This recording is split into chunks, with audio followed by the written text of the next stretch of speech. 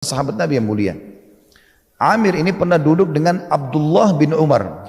Abdullah bin Umar sahabat Nabi, anaknya Umar bin Khattab. Jadi seakan-akan anak sama anak cerita tentang ayah mereka.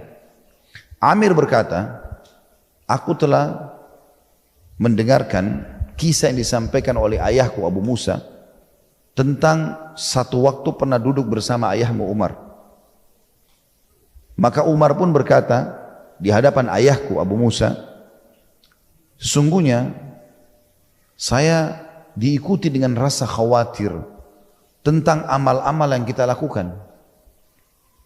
Ada amal kita yang sudah kita kerjakan di masa Nabi SAW, dan ada amal yang kita kerjakan semasa beliau sudah meninggal. Kalau semasa beliau hidup dan itu Allah terima, aku rasa sudah cukup bagi aku. Aku malah khawatir amal-amal yang datang setelah beliau meninggal. Kalau seandainya Allah menjadikan amal-amal setelah meninggalnya Nabi SAW itu berimbang dengan dosa-dosa yang kita lakukan, maka sudah cukup bagi saya.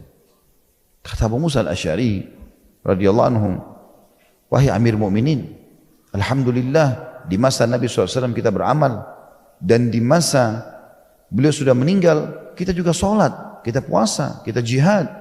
Banyak orang yang masuk Islam di tangan kita. Lalu terus Abu Musa al-Asy'ari menyebutkan kebaikan-kebaikan yang mereka sudah lakukan gitu. Ya, tersebarnya agama Islam, tersebarnya jihad di sana sini, Al-Quran banyak yang hafal, semua dari tangan para sahabat. Bukan niatnya riya.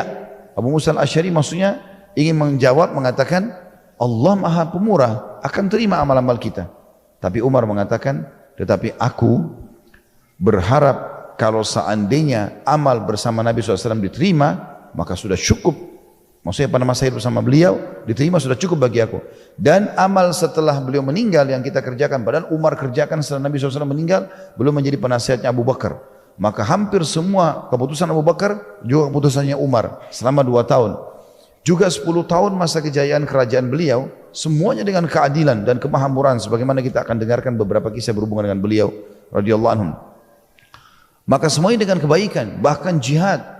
Wilayah utara Jazirah Arab takluk di zaman Umar bin Khattab tahun 15 Hijriah negeri Syam, tahun 16 Hijriah Persia, tahun 20 Hijriah wilayah Afrika Utara, Mesir dan seterusnya. Terluaskan, yang paling luas wilayah kaum muslim pada saat itu. Tapi dia masih mengatakan, andai saja semuanya amal-amal yang setelah Nabi SAW meninggal yang kita kerjakan, beliau hidup setelah Nabi SAW meninggal kurang lebih 12 tahun atau sampai 13 tahun. Dan Nabi SAW meninggal di tahun 11 Hijriah, awal 11 Hijriah, beliau meninggal di tahun 23 Hijriah. Kita 12 tahunan gitu. Maka dia mengatakan, andai saja itu diimbangkan saja dengan dosa-dosa kami, dosa-dosaku, maka sudah cukup bagi aku. Kata Amir, ya, pada saat itu dia bilang kepada Abdullah bin Umar, ketahuilah ayahmu lebih baik dan bertakwa kepada Allah daripada ayahku. Apa pesannya? Maksudnya orang mukmin tidak boleh puas dengan amal yang dia kerjakan. Kamu pergi haji enggak tahun ini? Enggak, saya sudah pergi haji 3 kali kok. Itu 3 kali sudah diterima belum? Kenapa harus dibanggakan? Kalau ada kesempatan haji sampai 10 kali, 100 kali, kenapa enggak dikerjakan? Kita tidak pernah tahu amal mana yang Allah sudah terima. Gitu kan? Kamu Jumatan enggak? Saya dulu pernah Jumatan. Dulu. Gitu kan? Kamu sholat malam enggak? Dulu saya pernah sholat malam. Tapi sekarang sudah sebulan saya enggak sholat malam. Subhanallah. Kata Nabi SAW dalam hadis yang sahih, janganlah seseorang di antara kalian berkata, dulu saya pernah sholat malam. Itu dulu. Sekarang, selama kau masih hidup bagaimana? Orang mukmin tidak pernah merasa puas dengan amalnya. Sibuk terus bagaimana dia menambah kualitasnya dan kuantitasnya. Kalau hari ini kita cuma sholat duha 2 rakaat, maka besok kita akan berusaha meningkatkan kualitasnya karena merasa khawatir jangan sampai kurang nih. Jangan sampai nanti pas masuk surga, ada derajat yang kita bisa raih sebenarnya dengan sholat duha 4 rakaat, tapi karena kita tidak mau kerjakan, hanya alasan malas, cukupkan dengan ini misalnya, maka kita tidak raih. Jadikan sebagai motivator supaya kita mau pindah ke 4 rakaat, pindah ke 8 rakaat, pindah ke 12 rakaat. Setelah maksimal pun 12 rakaat duhanya, bagaimana dia merasa selalu, kayaknya saya selama ini cuma baca surah-surah di juz 30. Sekarang di sholat duha saya coba membaca 12 rakaat itu 1 juz misalnya. Jadi bukan cuma hanya sholat malam yang dikejar, tapi sholat-sholat yang lainnya. Terus saja dia menarik itu ke semua ibadahnya, sehingga secara kualitas selalu naik. Selalu naik. Teman-teman kalau menjaga poin apa yang kita sampaikan di pembukaan kita ini, nanti kita akan sangat pekah. Bukan hanya pekah mengerjakan amal soleh, kita pekah jangan sampai terjerumus dalam kesalahan. Disebutkan dalam kisah,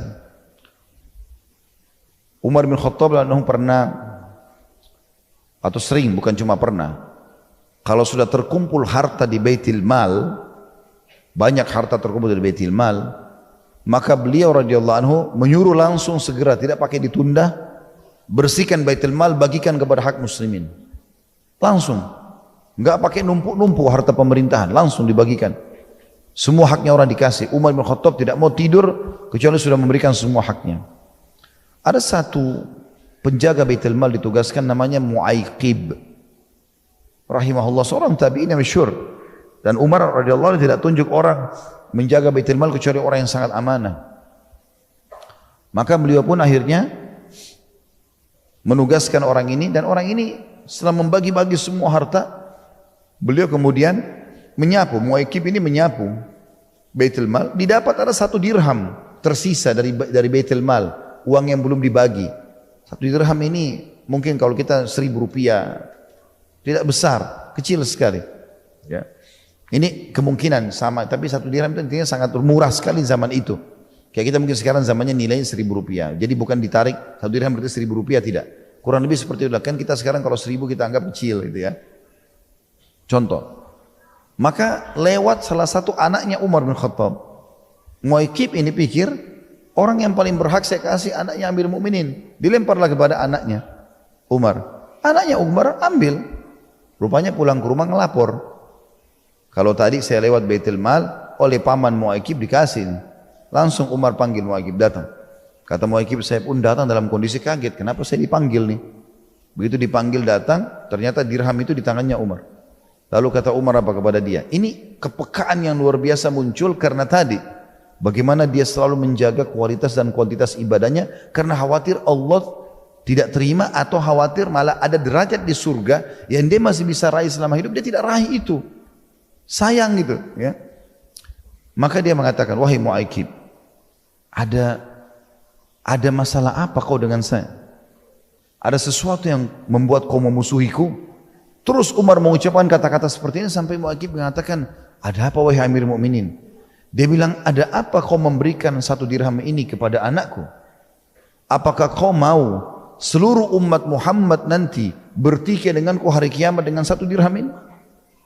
Artinya luar biasa pekahnya. 1 dirham 1.000 rupiah uang umat. Dia ketakutan Umar jangan sampai itu haknya umat lalu kau berikan kepada anakku. Kenapa kau berikan kepada anakku? Mereka dia tidak berhak, yang berhak adalah kaum muslimin. Maka Mu'aykib langsung memahami, ternyata Umar bin Khattab karena takutnya kepada Allah SWT khawatir. Pernah satu waktu Umar bin Khattab membagi-bagi minyak. Jadi ada masuk sumbangan orang minyak. Minyak ini biasa dipakai di zaman itu untuk masak, kayak kita sekarang goreng misalnya. Biasa juga dipakai untuk cocolin roti ya. Atau juga biasa dipakai sebagiannya, karena ini dari minyak zaitun semua, dipakai untuk merapikan rambut. Mereka pakai seperti itu di zaman itu. Umar bin Khattab bawa banyak, berkendi-kendi, banyak sekali dibagikan untuk masyarakat Madinah. Dan beliau radhiyallahu anhu turun tangan sendiri. Takut jangan sampai takarannya kurang, dia dihisab sama Allah hari kiamat. Padahal dia punya pegawai. Dibagi-bagilah sampai habis semua minyak itu. Tapi namanya minyak mirip dengan madu ya, artinya sifatnya kalau di dalam sebuah wadah tidak bisa bersih 100% kecuali dicuci sama air, itu pun kadang-kadang masih ada sisa. Rupanya di kendi-kendi yang sisa minyak ini gitu, waktu Umar selesai bagiin, ditaruh di sebelahnya Umar. Ada anaknya Umar masih kecil, tidak disebutkan umurnya. Rupanya anak ini tanpa Umar tahu, dia melihat kendi sudah kosong, dia masukin tangannya, karena kecil tangannya bisa masuk, diambil, digosok di rambutnya. Karena kendi banyak, maka rambutnya jadi basah semua, karena walaupun sedikit dari satu kendi, kendi lain kan juga ada. Digosok sampai rambutnya anaknya Umar jadi mengkilat. Selesai bagi-bagi, Umar balik. Umar lihat, kenapa tiba-tiba kau jadi gagah begini, kata Umar. Dia bilang, wahai ayahku, tadi sisa-sisa minyak ini saya gosok di rambut saya. Kata Umar, la haula wa la quwwata illa billah. dari mana kau merasa punya hak di minyak itu, hai anakku? Disuruh ambil alat potong rambut, digundur rambut anaknya. Dibuang semua. Dibuang semuanya rambutnya. Agar tidak ada hisab hari kiamat. Ini dianggap syubhat, berbahaya. Kepekaan ini teman-teman muncul karena tadi itu. Bermula dari tolok ukur itu. Kita merasa amal yang kita kerjakan kurang. Tapi antara kita sama Allah SWT. Dari satu sisi itu kerasa takutnya. Sisi yang lain kita penuh keyakinan dengan harapan agar Allah memberikan pahala sempurna. Jadi berada di antara keduanya. Dan itulah yang dikatakan tadi, ini seperti ijma' di kalangan sahabat. Bahkan mereka khawatir jangan sampai masuk dalam sifat kemunafikan.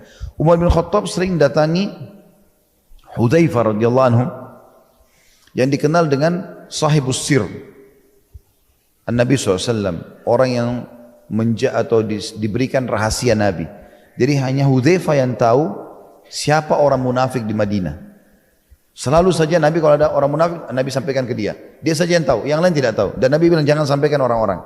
Itu Umar sering ketemu, kalau ketemu setiap ketemu, hai Hudzaifah, apakah Nabi sebut nama saya termasuk orang munafik? Umar kira dirinya munafik, takut.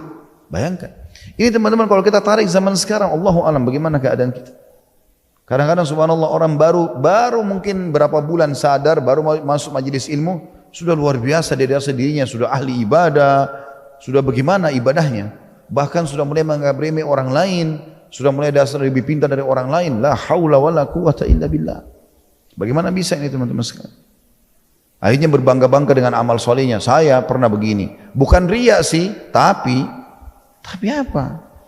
Hah? Apa tapi ini? Maksudnya apa gitu? Ya. Itu contohnya.